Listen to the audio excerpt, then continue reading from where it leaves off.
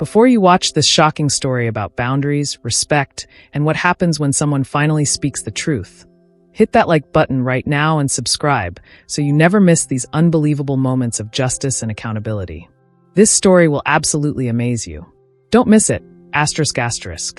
It was a Tuesday morning when I first noticed something wasn't right in my own kitchen. I came downstairs to make coffee before work, and I immediately saw that the cupboard doors were open. The ones I always kept closed. The ones that held my personal groceries and supplies. That's when I spotted him. My father-in-law, Tom, was standing in front of my kitchen cupboards with his hand reaching for a box of expensive tea that I'd bought for myself. He was going through my private belongings in my own home without permission. "Tom, what are you doing?" I asked, trying to keep my voice calm and friendly. He didn't respond. He just kept looking at the box of tea, then opened it and started taking out tea bags. "Tom," I said again, "please don't go through my cupboards. Those are my personal groceries." He looked at me, smiled, and acted like he hadn't heard a word I'd said.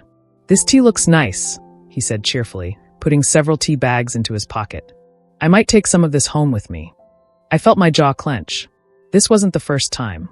This wasn't even the second time. What I said next would completely change the dynamic of this family.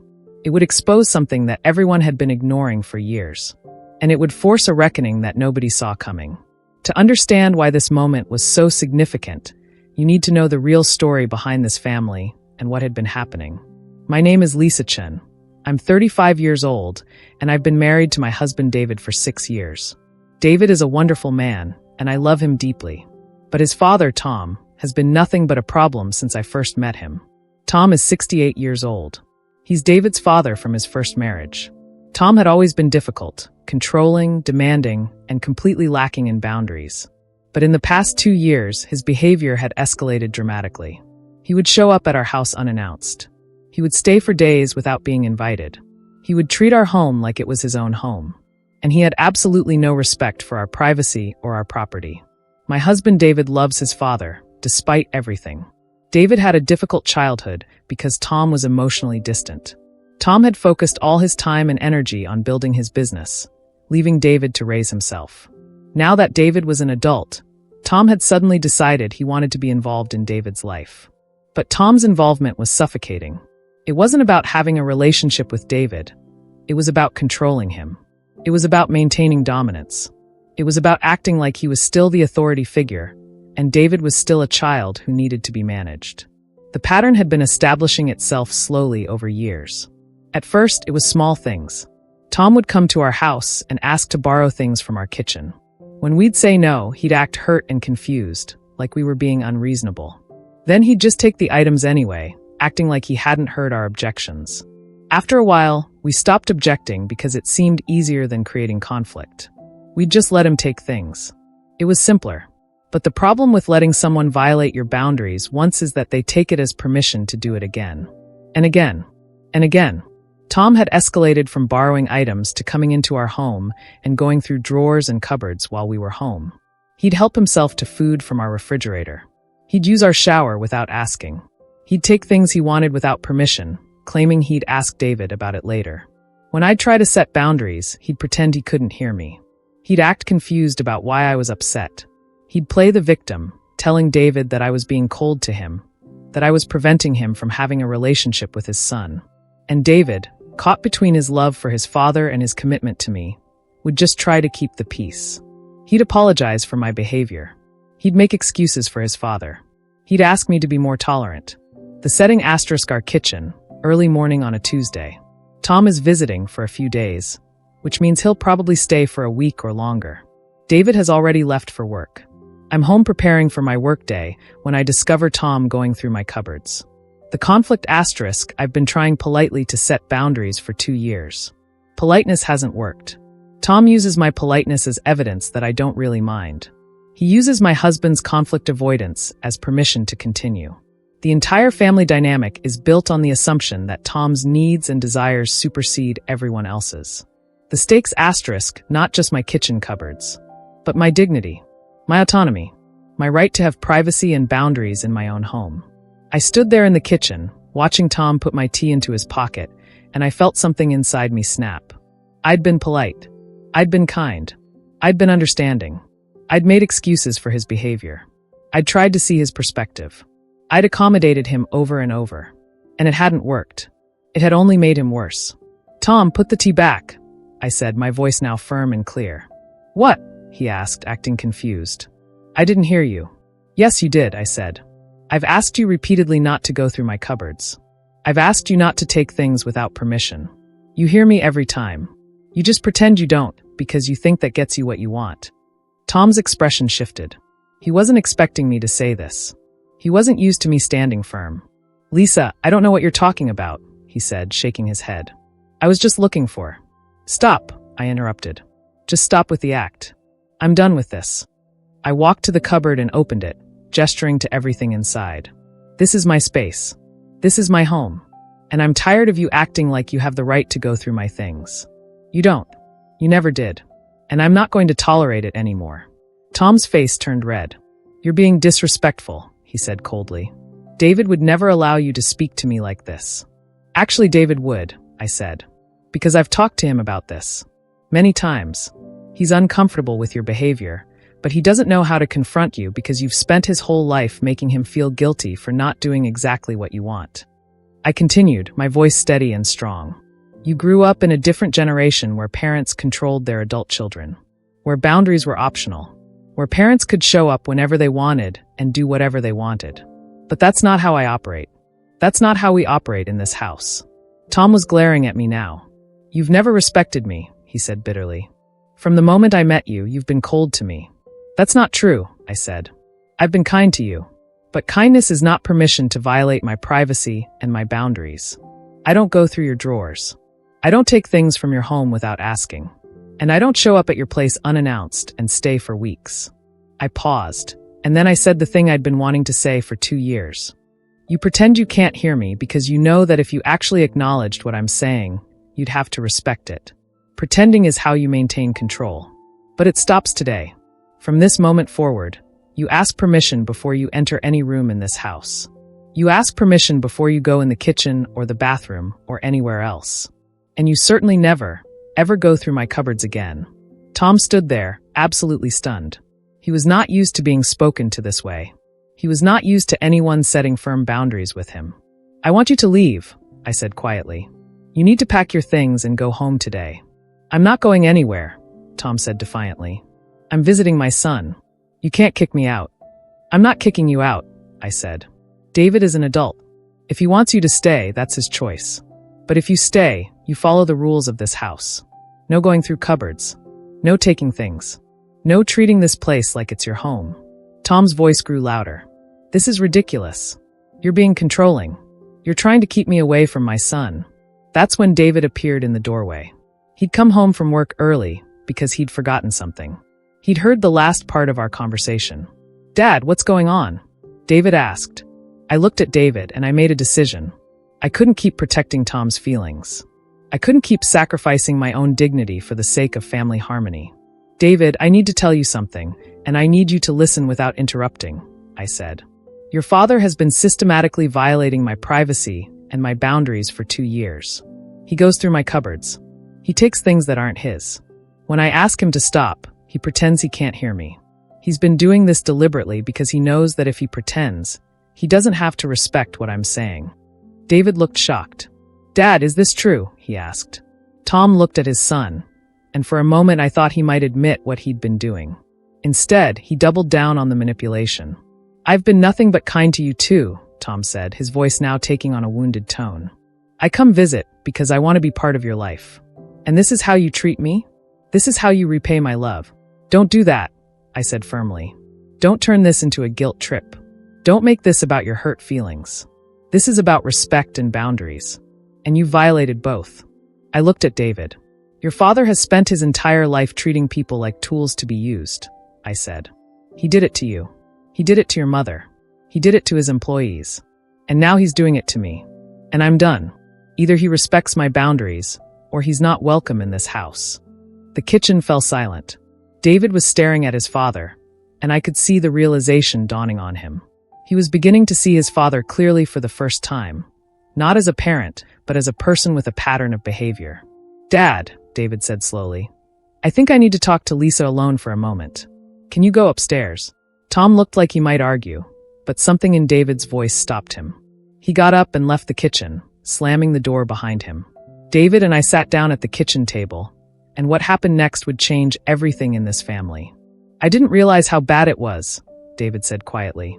I knew he was difficult, but I didn't understand that he was deliberately violating your boundaries. He's been doing it for years, I said. Not just with me. I've been reading about manipulation tactics, and your father fits the profile perfectly. He acts like he can't hear when it's inconvenient. He plays the victim when he's confronted. He uses guilt and emotional manipulation to get what he wants. David nodded slowly. My therapist has been telling me that I need to work on boundaries with my father, David said. I've been avoiding it because I feel guilty. I feel like I owe him something because he provided for me growing up. But I'm starting to understand that he didn't do me a favor by providing for me. That was his responsibility as a parent. He paused, and his voice grew stronger. And I'm not going to let him treat you like this. I'm not going to let him treat me like this. David stood up and went upstairs to talk to his father. From downstairs, I could hear raised voices. I heard David telling his father that his behavior was unacceptable. I heard Tom trying to defend himself, trying to make excuses, trying to guilt David. But this time, David didn't back down. 30 minutes later, Tom came downstairs with his packed bag. He looked angry and hurt, but he didn't try to manipulate or negotiate. He just left. After he left, David sat down with me and we talked about what needed to happen. David decided to attend therapy specifically to work on his relationship with his father. He established clear boundaries. Tom could visit occasionally, but he had to call first and respect everyone's privacy. If he violated boundaries, the visit would end immediately. David also called his mother and his sister. He explained what had been happening. He told them about Tom's pattern of behavior. He explained that he was no longer going to enable or excuse his father's violations of boundaries. His mother revealed that she'd ended her marriage to Tom primarily because of his controlling behavior. His sister revealed that she'd been avoiding seeing him for years because his behavior was so exhausting. The family finally had the conversation they should have had years ago. But the real turning point came a week later. David's therapist suggested that Tom might benefit from therapy as well. David offered to pay for it on the condition that Tom actually engage with the process and try to understand his behavior. Tom reluctantly agreed. In therapy, Tom began to understand, for the first time, how his behavior affected the people around him. He began to see that his controlling behavior came from his own insecurity and fear of losing control. He began to recognize that his pattern of pretending not to hear was a deliberate tactic he'd learned to use to avoid accountability. It took months, but Tom slowly began to change. He apologized to David. He apologized to me. He apologized to his ex-wife. He apologized to his daughter. He began to actively work on respecting boundaries. He still wasn't perfect. Old habits died hard. But he was trying. He was actually putting in effort to become a better person. The most significant moment came 6 months after our confrontation in the kitchen. Tom came to our house for Sunday dinner. He knocked on the door instead of using his key. He asked permission before going into the kitchen. He asked before taking anything. He was respectful and considerate. After dinner, he pulled me aside. I want to apologize, he said, and I could see genuine remorse in his eyes. I want to apologize for violating your privacy and your boundaries. I want you to know that I'm working on understanding why I did those things. I'm working on being a better person. I accepted his apology, and I could see that he meant it. 2 years later, Tom is a completely different person. Not perfect, but genuinely trying. He has a healthy relationship with David now.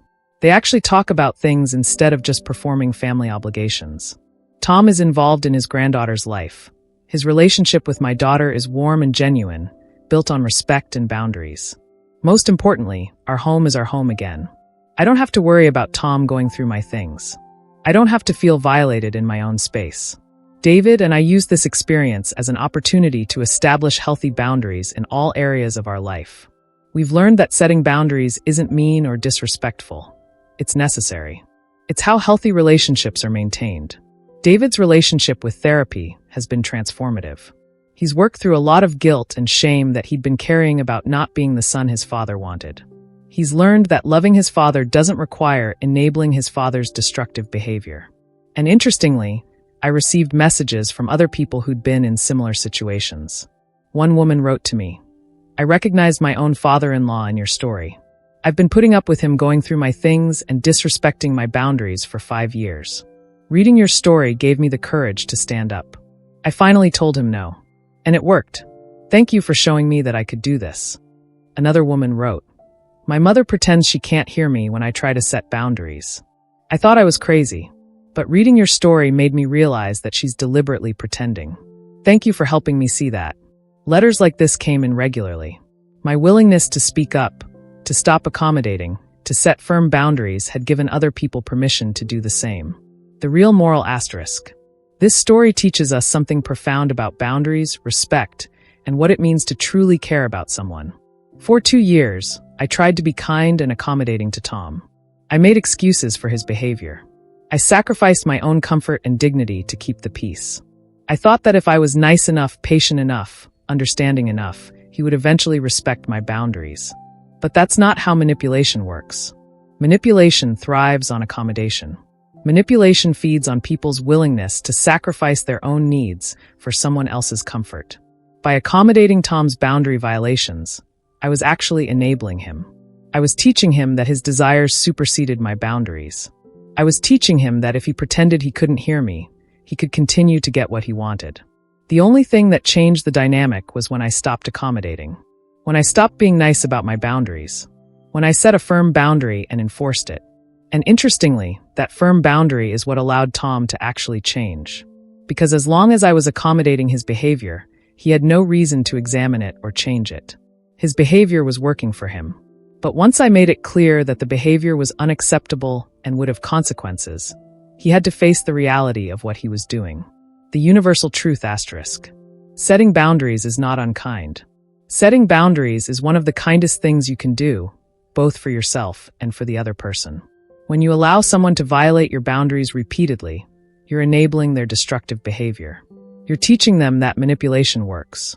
You're preventing them from ever having to face the consequences of their actions, and therefore preventing them from ever having to change. But when you set firm boundaries and enforce them, you're actually giving the other person an opportunity to grow. You're forcing them to face reality. You're making it clear that their behavior is unacceptable and that there are consequences. Some people will resist. Some people will call you disrespectful or mean or controlling. Some people will try to manipulate you into feeling guilty. But if you hold firm, if you don't back down, eventually they have to either change or accept the consequence of not having you in their life. In Tom's case, he chose to change. Not immediately and not completely, but genuinely. Because he was forced to face what he was doing. For everyone watching this story asterisk, ask yourself, where in your life are you accommodating someone else's boundary violations? Where are you making excuses for disrespectful behavior? Where are you sacrificing your own dignity and comfort to keep the peace? Because holding firm boundaries is one of the bravest things you can do. It's uncomfortable. It's scary. People will call you names and question your kindness. But it's necessary. You deserve to have your boundaries respected. You deserve to feel safe in your own home. You deserve to be treated with dignity. And sometimes, the most loving thing you can do is to stop accommodating and start enforcing.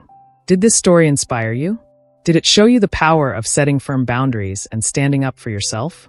Smash that like button right now and hit subscribe, because stories like this prove that setting boundaries isn't unkind. It's essential. Firm boundaries lead to healthier relationships, personal dignity, and sometimes even transformation in the people we set them with. You absolutely don't want to miss the next story, where someone's courage to say no changes their entire family dynamic. Subscribe now, hit the notification bell, and let's keep celebrating the people who respect themselves enough to enforce their boundaries. Flex Biceps House Sparkles ***.